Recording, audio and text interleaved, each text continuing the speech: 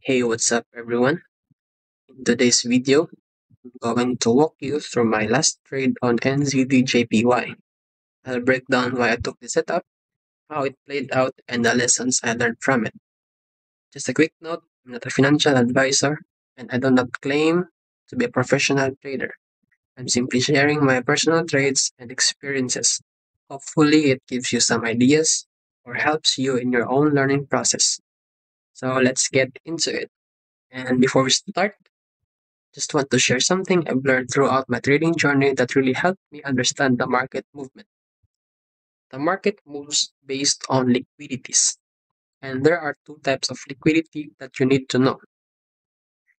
IRL, which is internal range liquidity, and ERL, which is external range liquidity.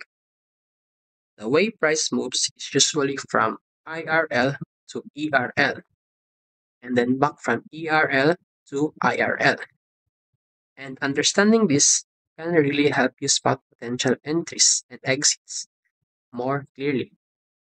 So now, let me show you how I applied that idea in my last trade of NZD-JPY. So yung unang nakita ko dito, is kung naalala niyo yung sinabi ko kanina, yung first um, focus ko dito is pupunta muna ako ng weekly time frame at hahanapin ko kung ano yung bias. The way ako naghahanap ng bias is inaalam ko kung nasaan na ba yung price. Ah, Kinuha niya na ba yung recent like past ERL or kinuha niya na yung recent IRL. So, makikita natin dito yung takbo ng market is usually pababa, di ba? Kikita naman natin dito, pababa yung market. But, pangit yung drawing ko, pasensya na. So, sa weekly time frame, may nakita akong internal range liquidity. Yung timing, yung araw na to, yung Friday, meron ako nakitang internal range liquidity. After ko na-mark out yung internal range liquidity, bababa ako ng daily time frame. Dito, mina-mark out ko rin yung IRL or ERL. So, dito, meron tayong internal range liquidity dito, pero nangyari is pinush up ng price at di niya ito ni-respect. So, i-delete na natin to. And the second IRL is ito.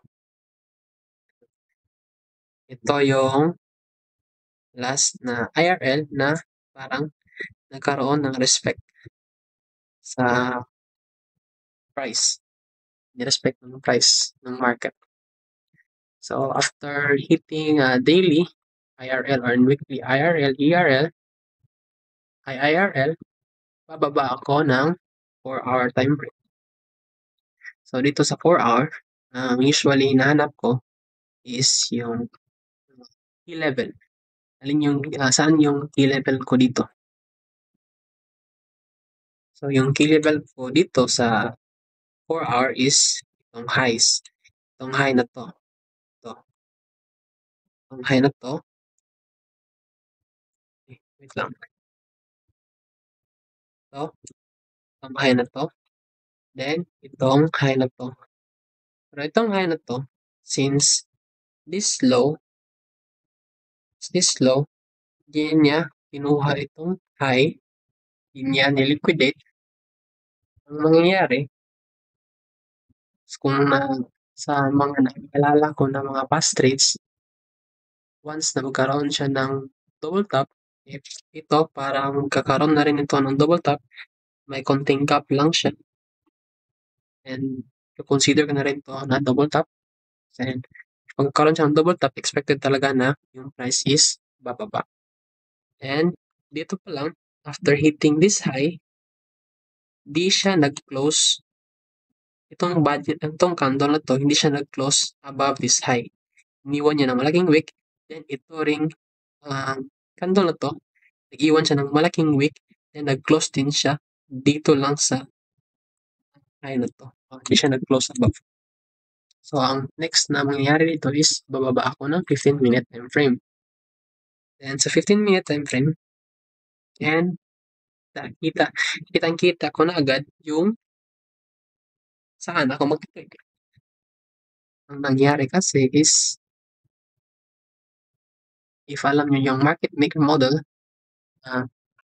tuturo ko yan sa susunod. Abangan niyo yung possible na magkaroon tayo ng simple course lamang para sa mga beginner or intermediate. Tuturo ko lang yung mga natutunan ko, mga past trades ko. So, ang nangyari dito sa 15-minute time frame is nagkaroon ng market structure shift and nag-iwan siya ng inverted fair value gap dito. And nagkaroon din siya ng gap na walang candle, di ba? So, based dun sa mga nakakalap kong mga information din, malaking potential din ito, na gap na to reverse or bounce. So, after displacing this high, this low, after niya itong displace, ganito, after displacing these lows, ang possible nangyari is pag-akyat niya dito, sa pagbalik niya dito sa inverted fair value gap, is bumaba na ako ng 1-minute time frame. Bumaba na ako ng 1-minute time frame and nahanap ko nagkaroon siya ng displacement. So dito, tinake out niya itong liquidity na to and nag-displace below these lows. Nag-displace niya itong mga lows na to and nag-iwan ng fair value gap. Ginawa ko, nag-place ako ng entry dito. Stop loss above this high. Ito. Then, bumalik ako sa 15-minute time frame para tingnan kung nasaan yung possible na take profit ko. O kung naalala niyo yung sinabi ko kanina, IRL to ERL. So, since IRL ito, first TP, possible, pero konti lang naman to. Sure na to, kunin niya to. Then ito, possible na TP area. Ito, mga lows na to. Yung mga low na ito. Pero kung gusto niyo ng clear na TP area, ang ginawa ko dito is pumunta ako ng 4-hour. Kung naaalala nyo rin, is ERL, vice versa, ERL to IRL. Since this is an external range liquidity, this is a high, it's been taken out. So, ano yung next na IRL natin dito? So, dito, banda. Kaya dito ko siya nilagay. Meron din itong maliit na fair value gap. Makikita niyo. And sa Fibonacci retracement, pasok rin siya sa 50 sa discount zone. So, thanks for watching. If you'd like to support me, make sure to follow me on all my social media accounts. I really appreciate the love and it helps me keep sharing more of these trades with you. Catch you in the next one. I will link down below all my social media accounts. Thank you.